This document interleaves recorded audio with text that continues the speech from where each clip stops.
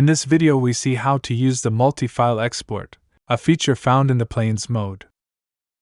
This is very useful, for example, in an AV installation project, where there may be several rooms that you want to measure in the same project but export as separate files. Start by creating a new project as usual, and set the application operating mode to planes. Measure each room on its own plane and activate the multi-file feature. When the function is active, each plane is exported as a separate file.